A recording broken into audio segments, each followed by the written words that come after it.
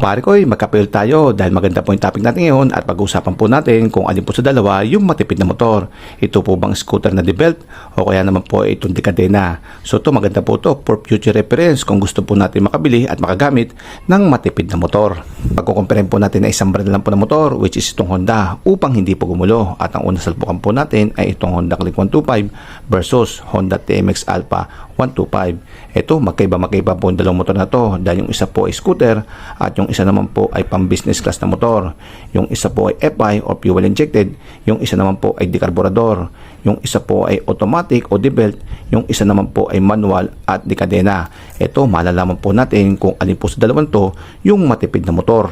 Ito regardless sa lahat, itsura, handling at performance. So wala pong bearing yan, basta nakapokus lang po tayo kung alin po sa dalawa yung matipid. At category po natin ay tatlo. Unang-una po dyan ay yung presyo po ng motor. Pangalawa po is fuel consumption at pangatlo is maintenance cost. So unang category, presyo ng motor. Itong Honda Click, yung pinakamura po nito which is standard ay nasa 81,000 pesos. At ito naman TMX Alpha ay nasa 56,000 pesos. So medyo malaki din po yung diferensya ng presyo nila at mas mura po itong si TMX Alpha. Second category, fuel consumption. Itong si Honda Click ay nag-a-average po ng 50 kilometers per liter na fuel consumption. Samantalang si TMX Alpha, ito po ay nag-a-average ng 62 kilometers per liter. So di hamak po na mas maraming kilometrahe ang may tatakbo ni Alpha per liter kaysa po kay Honda Click. Kaya mas matipid po sa gasolina itong si TMX Alpha. Sa maintenance cost naman ay babase po tayo sa presyo at dami ng piyesang papalitan. At isama na rin po natin dyan yung labor cost. Pero kung marunong naman po kayo mag-DIY, ayan, medyo mababawasan po ang inyong labor cost. At babase po tayo sa ating manual. At base po sa ating manual ay halos kaparehas lang po yung maintenance ng ating scooter at ng ating Decadena. Medyo meron nga lang pong ibang pyesa na mangilan-ilan na mas marami po itong ating scooter na Honda Click. Consumable parts naman po na magkapares ng dalawa, tulad po ng gulong, spark plug, brake pad, air filter at langis. At kung sa langis naman po isasabihin nyo na dalawa po sa scooter, isa po sa makina at isa po sa gearbox, pag kinumpute naman po yan ay 900 ml naman po yan. Dito naman po sa ating TMX Alpha is nasa 1 liter. Kaya magkapares lang po sila. At ito nga lang po sa ating scooter ay pinag-iwalay nyo lamang. Sa mga consumable parts naman hindi sila magkapareho dahil meron po ito si Honda Click at wala po si TMX Alpha. Unang-una po dyan, si Honda Click ay FI po. Kaya meron po siyang fuel filter na kailangan mong pumpalitan sa tamang oras. So second po, ito po ay water cooled. Kaya meron po siyang kulat na pinapalitan at nire-refill sa tamang oras. At meron din po yung water pump.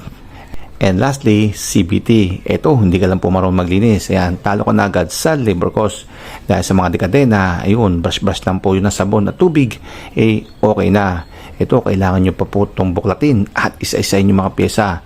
So, mabusisi po ito. Kaya kailangan po ito ng kaalaman at kausayan. Kung tutusin, yung transmission at clutch system po ng scooter, Decadena, ay halos parehas lamang po. Although magkaiba lamang po yung kanilang location.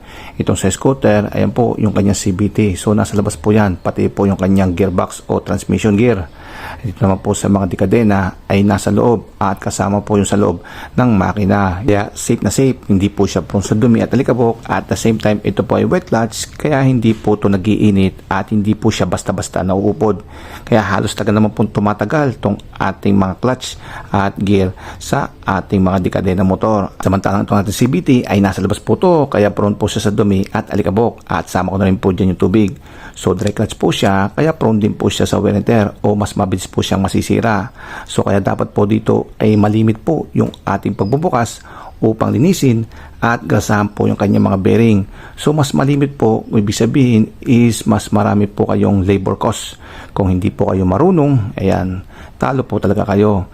Niyamak po na mas marami pong bukas to kaysa po sa mga Decadena na once na lang pong bubuksan yun pag magpapalit na po kayo ng clutch lining. So ay mga pare ko, mas lamang po itong ating scooter in terms of maintenance cost kaysa po sa mga Decadena tulad po ng ating TMX Alpha. Kaya sa dami po ng consumable at pwede masirang parts at isama ko na rin po yung mahal na presyo at isama ko na rin po yung dami ng labor cost ay walang kaduda-duda itong Decadena or TMX Alpha ang mas matipid po in terms of maintenance cost. Kaya sa overall category, presyo ng motor, fuel consumption at maintenance cost, wala pong kaduda-duda itong Decadena or TMX Alpha ang pinakamatipid na motor.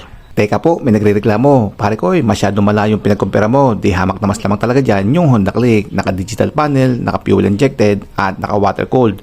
Bakit hindi mo pagkumparahin yung mas malapit tulad ng Honda Beat at Honda RS125 or XRM125? Sige po, unang kategory natin ay presyo ng motor. Itong Honda Beat ay nakakahalaga po ito ng 71,000 at yung iba pong Honda Beat ay nakakahalaga naman ng 75,000.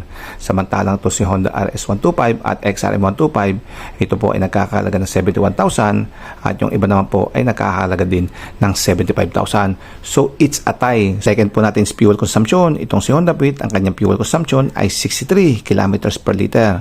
Samantalang si Honda RS125 or XRM125, ang kanila naman fuel consumption ay 65 kilometers per liter.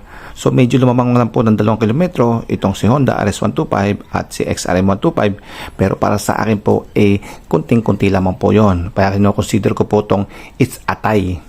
Wow, parehas isa tayo yung kanyang presyo at fuel consumption na kahit na 110cc lang po itong Honda Beat at 125 naman po itong RS at XRM.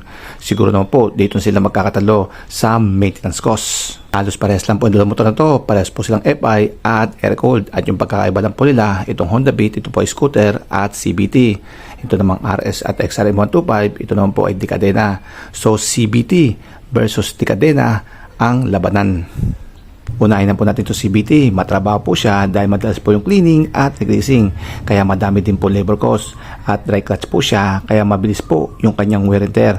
At pag nasira naman po, ang mahal po talaga ng kanyang mga parts. Ang dami pa po. So yan po talaga. Medyo magastos nga lang po talaga pag CBT ang pinag-usapan. Hindi lang po yan dahil marami po siyang upgrades at siguradong mapapagastos ka. Versus Decadena, ito madali lang po linisin to at kung isasama ko naman po yung transmission gear at yung clutch po sa loob ng makina ay hindi naman po nililinis yun dahil wet clutch po yun at nalilinis po yun pag nag-change oil po tayo at matagal po masisira yun dahil basa po yun ng langis at kung masisira naman po madali lang po magpalit ng Decadena at the same time ay napakamura lang po ng kanyang spare parts. Kung mag-upgrade ka naman 3 piraso lang mura pa rin kumpara po natin sa CBT. Kaya ang sagot po natin sa tanong na kung ano po ba yung matipid na motor, ito po bang scooter o ito po ba Decadena, ang sagot po natin for sa second time ay ito pong Decadena.